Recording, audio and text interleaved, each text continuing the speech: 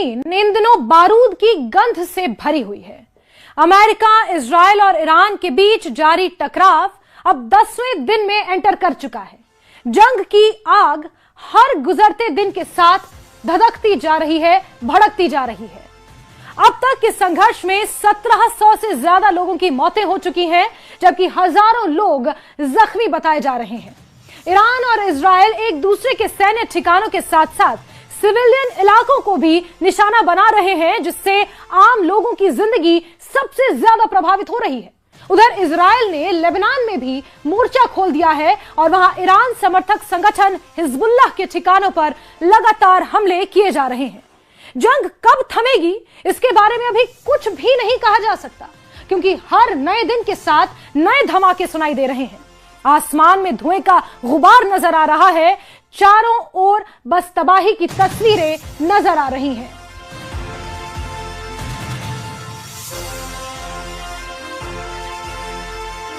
तो ये युद्ध और ज्यादा आक्रामक होता जा रहा है। साथ साथ मौत का आंकड़ा, उस पर भी आप नजर दौड़ाते जाइए।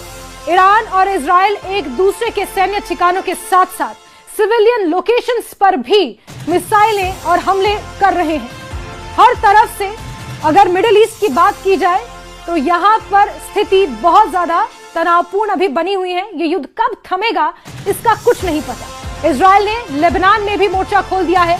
ईरान समर्थक संगठन हिजबुल्लाह के ठिकानों पर हमले हो रहे हैं।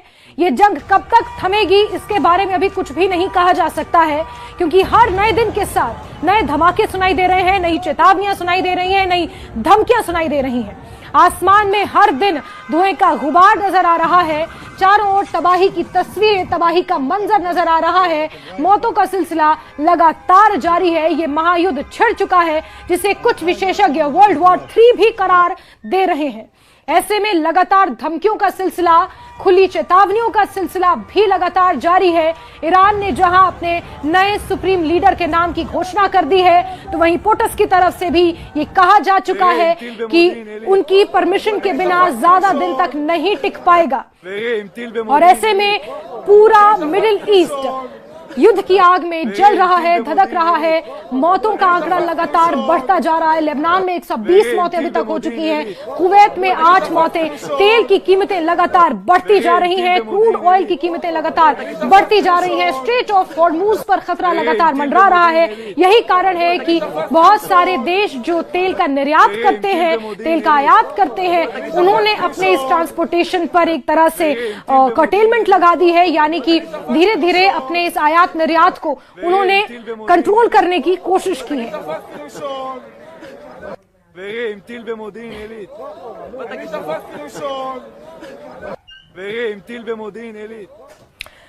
वहीं लेबनान के बेरूत में इजराइल का हमला देखने को मिला है। हिजबुल्लाह के ठिकानों पर इजराइल ने हमला शुरू कर दिया है। जैसा कि मैंने पहले भी कहा कि अब जो प्रॉक्सी संगठन है ईरान के, उनके ऊपर हमला शुरू कर दिया गया है इजराइल की तरफ से। इजराइल ने मोर्चा खोल दिया है। हिजबुल्लाह के ठिकानों पर मिसाइलें दागी हैं और ये खबर सामने निकल कर आई है। ताजा तरीन अपडेट ईरान इजराइल युद्ध से आपको दे रहे हैं, जहां लेबनान के बेरूत में इजराइल ने हमला कर दिया है। लेबनान में भी इजराइल ने मोर्चा खोल दिया है। हिजबुल्लाह, जो कि ईरान का संगठन माना जाता है, एक तरह से प्रॉक्सी संगठन है, पहले भी ईरान के लिए लड़ता रहा है। हिजबुल्लाह के ठिकानों पर इजराइल ने हमला किया है। हिजबुल्लाह के ठिकानों पर कई मिसाइलें दागी हैं। बड़ी खबर, और इस महायुद्ध का आज 10वां दिन है, जहां इससे पहले तक हमले सिर्फ सैन्य ठिकानों तक सीमित थे, कुछ इंपॉर्टेंट डेस्टिनेशंस तक सीमित थे, लेकिन अब सिविलियन ठिकानों पर भी हमले शुरू कर दिए गए हैं। वहीं तेल अवीव से भी अपडेट आपको दे रहे हैं। इजराइल की राजधानी तेल अवीव में ईरान ने जोरदार हमला किया है। इजराइल के तेल अवीव में बंकरों में आग लगी है और ये तस्वीरें आपको दिखा रहे हैं। तेल अवीव में ईरान ने हमले कर दिए हैं। इजराइल की राजधानी तेल अवीव, जहां बंकरों में आग लगा दी है ईरान ने जोरदार हमला किया है। लगातार एक दूसरे के ऊपर हमलों का सिलसिला जारी है और ये युद्ध कब थमेगा, ये आग कब थमेगी, इसका अभी तक किसी को कुछ पता नहीं है। लेकिन जहां एक तरफ लेबनान के बेरूत में हिजबुल्लाह के ठिकानों पर हमले किए हैं इजराइल ने, तो वहीं तेल अवीव में ईरान ने हमले करने शुरू कर दिए हैं। वहां के बंकरों को निशाना बनाया है और बंकरों में आग लगा दी है।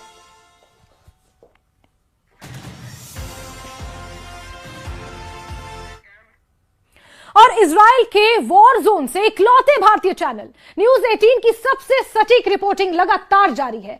युद्ध के बीच इजराइल में क्या हालात हैं, वॉर जोन से हमारी ये खास ग्राउंड रिपोर्ट देखिए।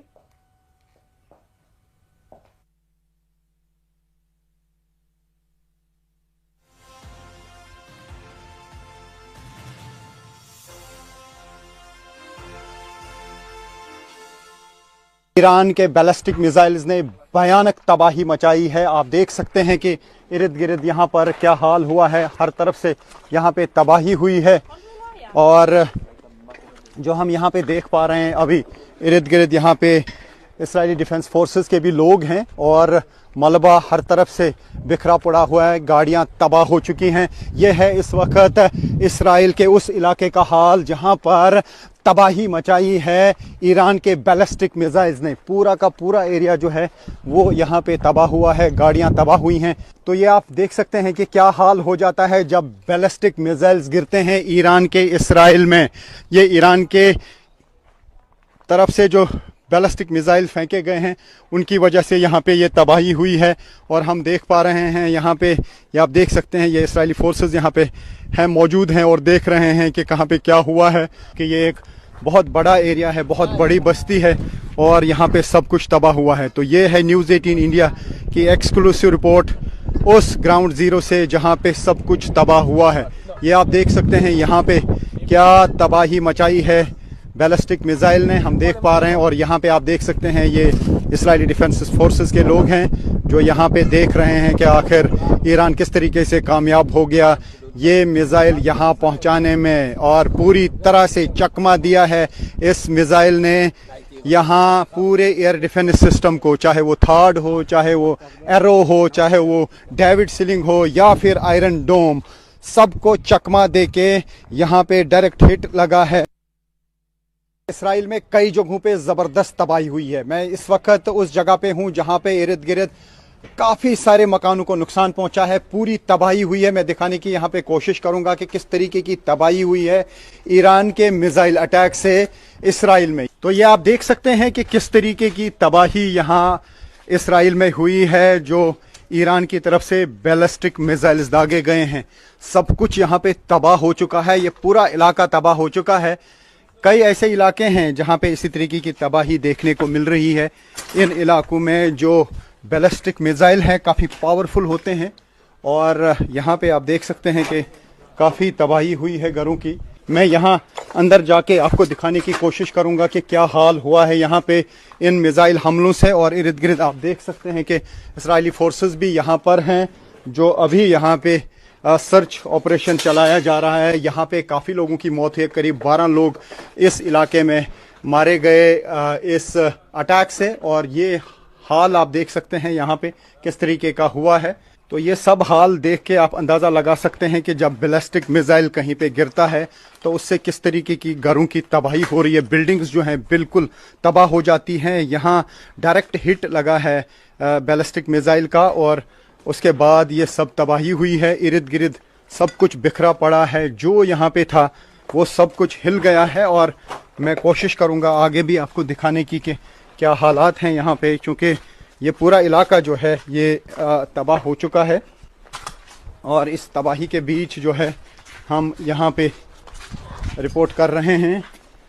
ये वो इलाका है जहाँ पे गिरा है ईरान का बैलिस्टिक मिसाइल और यहाँ पे सब कुछ तबाह हो चुका है। इस तरीके के काफ़ी इलाके हैं इसराइल में जहां ये हाल हुआ है।